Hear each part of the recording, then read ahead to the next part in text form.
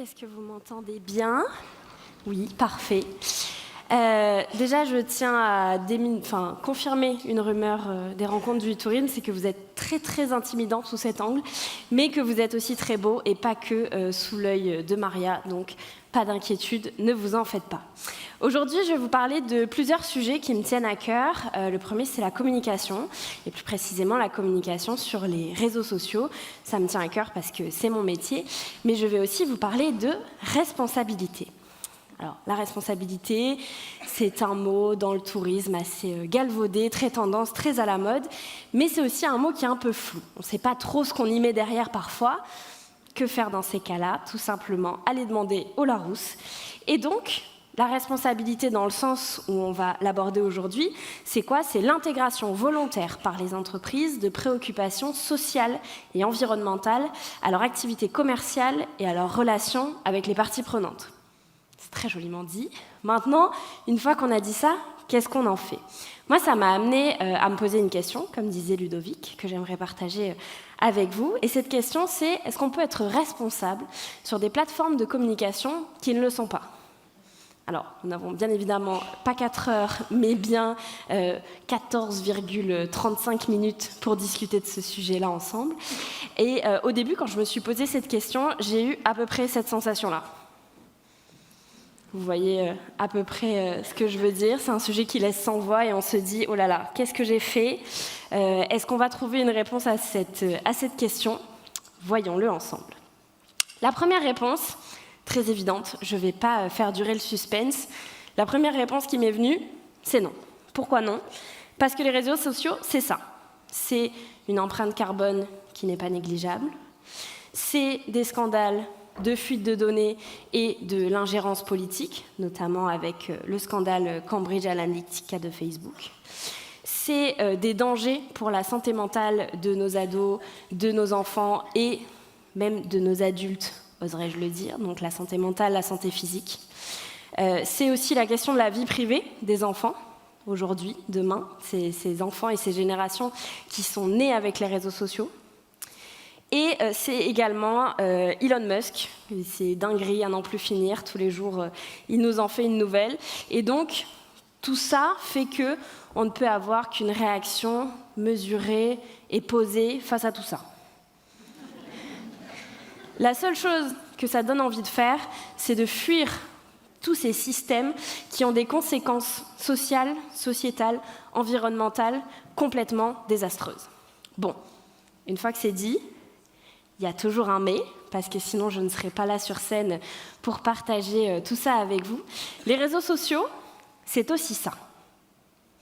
Des espaces d'entraide, de partage, des espaces où des gens peuvent se retrouver avec des communautés, des espaces où des populations qui sont exclues de la parole publique et de l'action citoyenne peuvent prendre la parole, peuvent s'informer, peuvent se reconnaître, où des problèmes peuvent être identifiés, et notamment la parole des femmes.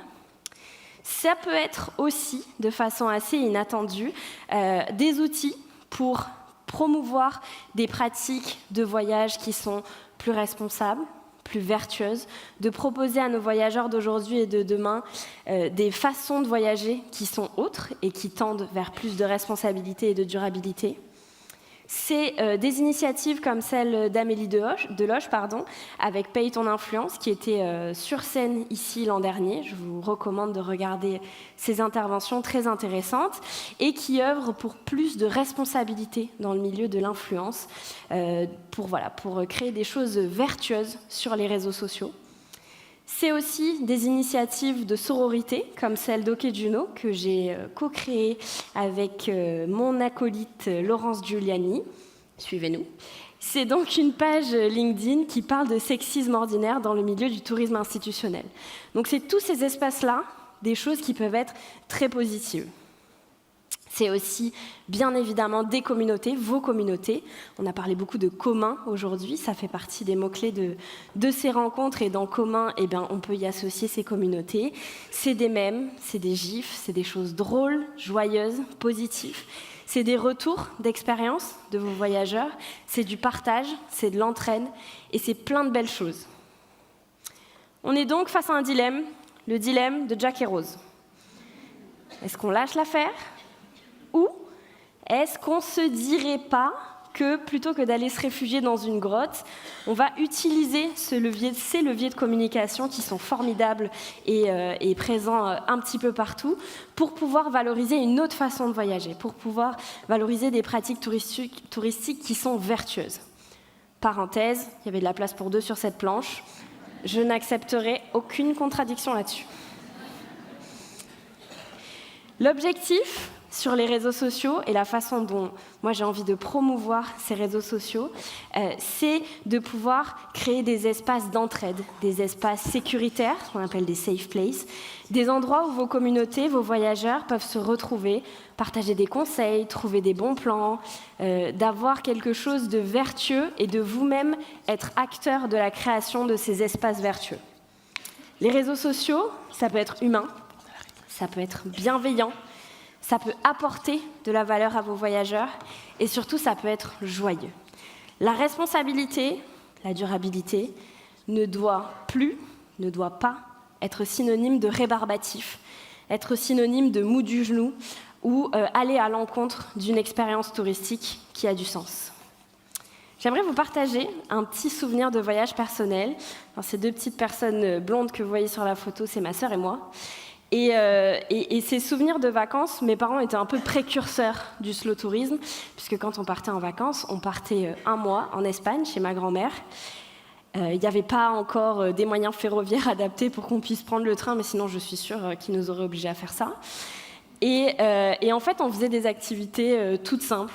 On allait dans des fermes. Aucune tortue n'a été maltraitée pour cette photo, je vous rassure. On allait dans des fermes, voir les animaux, on allait manger des bocadillos au bar du coin. On faisait des choses qui étaient simples, mais quand je pense à un souvenir de voyage marquant, moi je pense à ça. Parce que c'est un souvenir d'enfant, mais c'est un souvenir qui est plein d'émotions, qui est plein de choses vraies, de choses honnêtes. Et moi j'aimerais que demain, les expériences touristiques, elles ressemblent à ça. Que ce soit des expériences touristiques avec de l'émotion, avec du vrai, avec des choses qui sont simples, qui paraissent peut-être pas assez waouh et certainement pas instagrammables, mais qui sont vraies et qui sont chouettes. Et je crois qu'aujourd'hui, justement, sur le côté instagrammable, les réseaux manquent un peu de ça. Être responsable sur les réseaux sociaux, c'est aussi avoir conscience de ces enjeux touristiques, de ces enjeux stratégiques, et d'avoir des plans d'action et des actions qui sont adaptés à ces enjeux. Poster pour poster pour dire « Regardez, on a parlé de tourisme durable », je trouve que ça n'a pas vraiment de sens et ça ne va pas dans le sens d'avoir plus de responsabilité. Je vais vous donner plusieurs exemples. Premier exemple, alors on fera une minute de silence pour cette photo de banque photo absolument atroce que j'ai trouvée en tapant « Community Manager ». Désolée. La charge de travail de vos community managers. Est-ce que aujourd'hui, vous pensez que c'est responsable ou que ça a du sens de conserver un compte X, anciennement Twitter, avec 250 abonnés, où vous postez 40 tweets par mois, où il y a un commentaire par mois, parce que ça fait bien quand vous rendez votre rapport d'activité? Alors, non, pas du tout. Ce gif marche pas du tout. Deuxième exemple, les préoccupations des clientèles. Même banque d'images, vous ne posez pas de questions, j'ai juste tapé préoccupations. Les préoccupations des clientèles. Aujourd'hui, vos clientèles, ce sont des familles. Est-ce que vous pensez que c'est une bonne idée de proposer du contenu, des publications sur les activités gratuites à faire en famille quand ce sont vos clientèles dans un contexte économique compliqué? La réponse est oui. Est-ce que, petite question bonus, vous pensez que c'est une bonne idée d'utiliser de l'écriture inclusive sur vos réseaux sociaux? Je ne vais pas attendre que vous répondiez, la réponse est oui.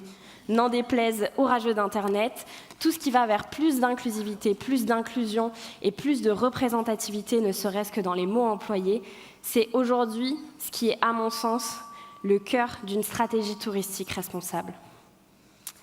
On est donc plein de paradoxes dans cette histoire, parce que d'un côté, ces plateformes ne sont pas du tout éthiques, pas du tout vertueuses, mais d'un autre côté, on peut y faire des choses chouettes. Et du coup, ces paradoxes, si vous ne l'avez pas vu, je vous encourage à regarder le replay de la conférence de Jean-Baptiste Soubenier sur ce sujet-là de l'an dernier. Ces paradoxes ils nous amènent à nous questionner sur les futurs chemins qu'on a envie de créer pour nos voyageurs, aujourd'hui de demain, pour qu'ils puissent les arpenter sereinement.